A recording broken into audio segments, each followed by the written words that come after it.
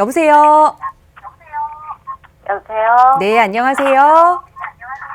네. 네, 시청자님 지금 TV 시청 중이시면요. 저희 전화로만 말씀 이어가고 소리는 영으로, 음소거로 좀 부탁드릴게요. 네, 네. 그렇겠습니다. 고맙습니다. 오늘 어떤 고민 좀 가지고 계세요? 제 집에 대해서 지금 미래 가치 어떻게 해야 되나 그게 궁금해서 전화드렸어요. 네, 거주하고 계시는 집이에요? 네. 네, 어떤 집인지 여쭤봐도 괜찮을까요? 네. 경기도 성남시 네. 수정구 태평동에 네. 신세계 쉐덴이라는 아파트가 있어요. 주상복합이거든요. 네. 예, 근데 이게 2007년도에 미분양된 걸 내가 잡아가지고 네. 2010년도에 거주하기 시작을 했는데 네.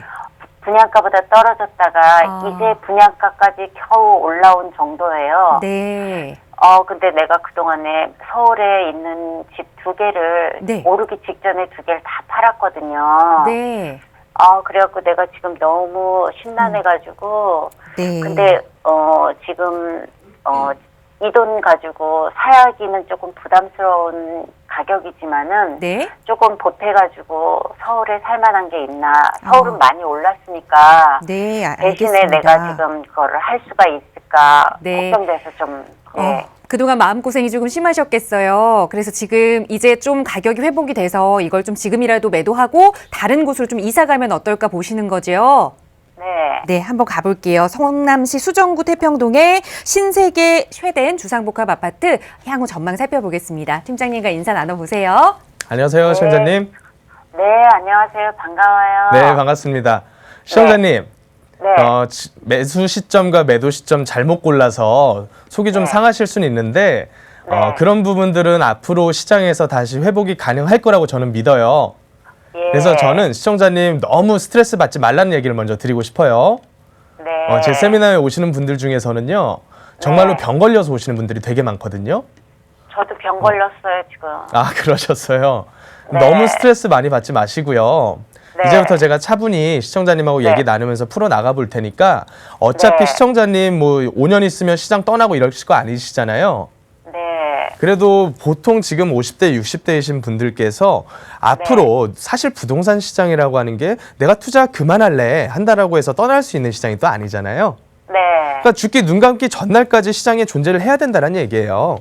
네. 그러면 지금 단기 한 5, 6년, 6, 7년 동안에 잃었던 이 돈들은 사실 앞으로 벌어질 시장에서 다 회복을 할 수 있다라고 저는 믿어요. 네. 본인이 그거에 대한 인지를 하고 인지만 한다라고 해결되지는 않아요. 행동을 해야 돼요. 네. 그래서 이런 거를 제가 말씀을 드려볼 테니까 한번 잘 들어보세요. 네. 자, 시청자님은 일단 매수를 잘못했고요. 네. 또 반대로 서울에 있는 거는 매도를 또 잘못했어요. 네. 그러니까 비쌀 때 맞아요. 사서 쌀 때 팔았단 얘기죠. 네. 또 그리고 비쌀 때, 쌀 때 팔고 비쌀 때 샀단 말이죠. 네. 자, 이런 부분들을 이제 시청자님은 한 차례 시장을 겪어보셨으니까 성남에 있는 이런 주상복합이 비쌀 때 서울에 있는 인기 많은 아파트도 비싸다는 걸 아시겠죠, 이제. 네. 성남에 있는 아파트랑 서울에 있는 아파트랑 사실 시차가 몇 달씩 차이 날 수가 있어요. 네. 서울 먼저 오르고 나서 조금 몇 달 있다가 성남 오르기 시작할 수는 있다는 얘기거든요. 네. 근데 서울 떨어질 때 성남이 오른다거나 성남 떨어질 때 서울만 올라간다거나 이런 경우는 없잖아요. 네. 좋아요. 그거에 대해서 인지하셨다는 것만으로도 저는 참 공부를 많이 했다라고 느껴지고요. 네. 자, 그러면 지금 살고 있는 거 어떻게 해야 될까요가 가장 큰 고민이세요? 네. 지금 살고 있는 물건의 성격은 아시겠죠? 이제 한 차례 겪으셨으니까. 예.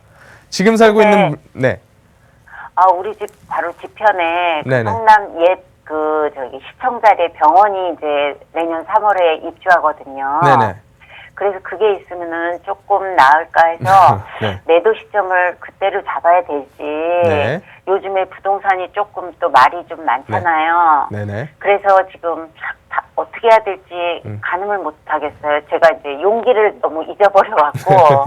이렇게 볼게요. 자, 병원이 네. 생겼어요. 이제 네. 지역마다 그 동네 사시는 분들은 그 동네 뭐 들어오고 무슨 지하철이 생기고 이런 거에 대해서 진짜 잘 알고 계시거든요. 네. 근데 여기 성남시 구도심에 있는 지역들 같은 경우는 호재가 오죽 없었으면 병원 하나 들어오는 걸 가지고 호재라고 하겠어요.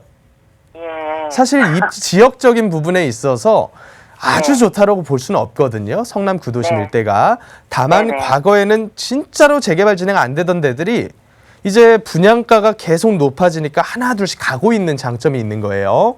네. 근데 시청자님이 가지고 계신 물건은 주상복합이라고 하셨고요. 네.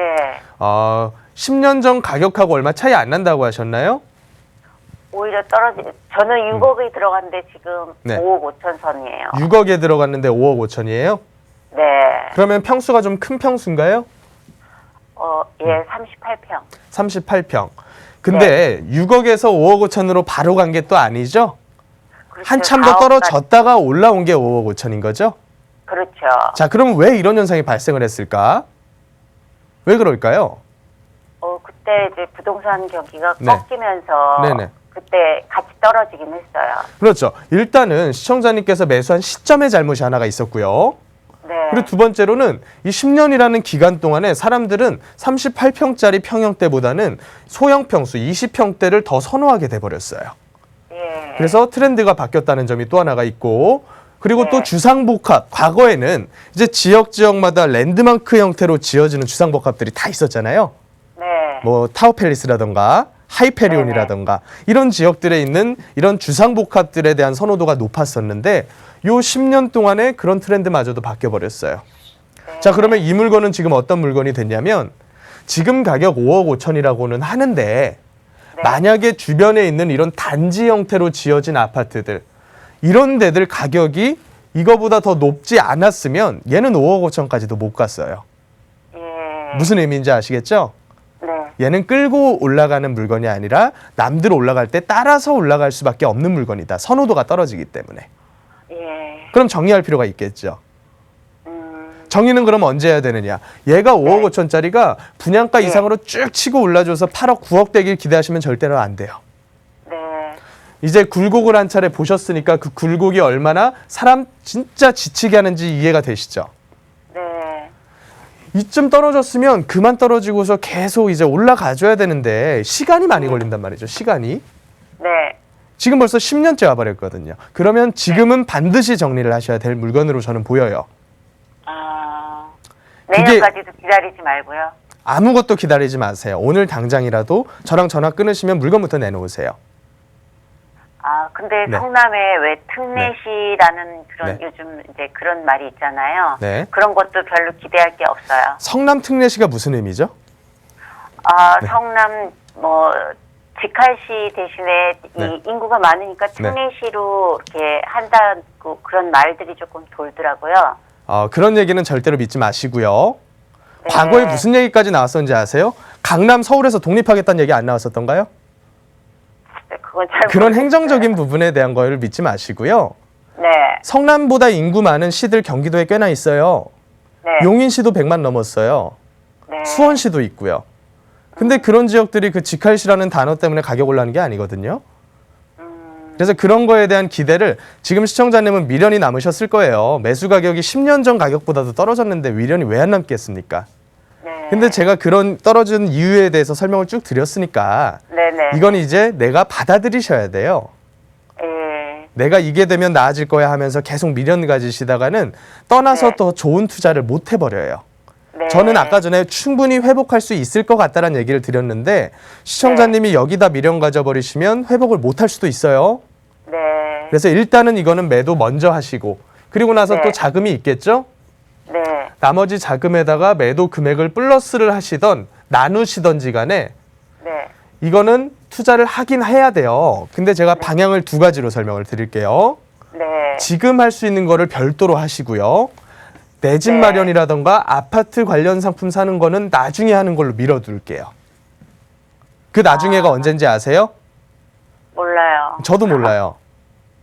일단 2년 기다려보세요. 2년. 2년 기다리라는 의미는 뭐냐면 2년 네. 동안 전세 사르시란 얘기예요. 그러면 조그만 네. 거 하나 사놓고 네. 우리가 주거 하는 거는 전세로 있으라는 말씀이세요? 조그만 거 하나 사놓으란 얘기 안 했어요, 아직. 일단 거주 문제는 전세로 2년 정도 살아보시면서 아파트 네. 시장 어떻게 흘러가는지 한번 보실 필요가 있고요. 네. 두 번째로 지금 네. 해야 될 물건들은 어떤 종류가 있느냐. 지금 해야 될 거는 서울이라던가 서울 근교에서는 할 게 그렇게까지 많진 않아요, 종류가. 네. 제가 저번 주였나요? 한번 3가지 정도 종류에 대해서 말씀드린 적이 있어요. 네. 아파트 시장 같은 경우는 서울 수도권은 일단 아니다, 당장은. 그래서 지방에 있는 아주 많이 빠진 지역들 몇 군데에서 희망은 보일지 모르는데 시청자님은 접근 못할 거다. 두 번째, 토지시장이 있는데 토지시장도 시청자님 할 수는 없어요. 세 번째, 남은 거는 서울에 있는 도시형이 아니라 도심 일자리가 많은 지역과 밀접한 관계가 있는 소형 주택 위주로 해서 투자를 해놓으실 필요가 있다. 예. 그러면서 일부 현금은 또 보유를 해야겠죠. 예. 나중에 아파트 나왔을 때 적어도 갭 투자라도 미리 잡아놓을 수 있을 정도 현금은 있어야 되잖아요. 예. 그래서 이런 형태로 저는 시청자님께 조언을 드릴 테니까 일단은 정리되시고 나서 제 세미나로 한번 오세요. 예. 매도부터 빠르게 하시고. 예. 이 정도면 정리가 될까요?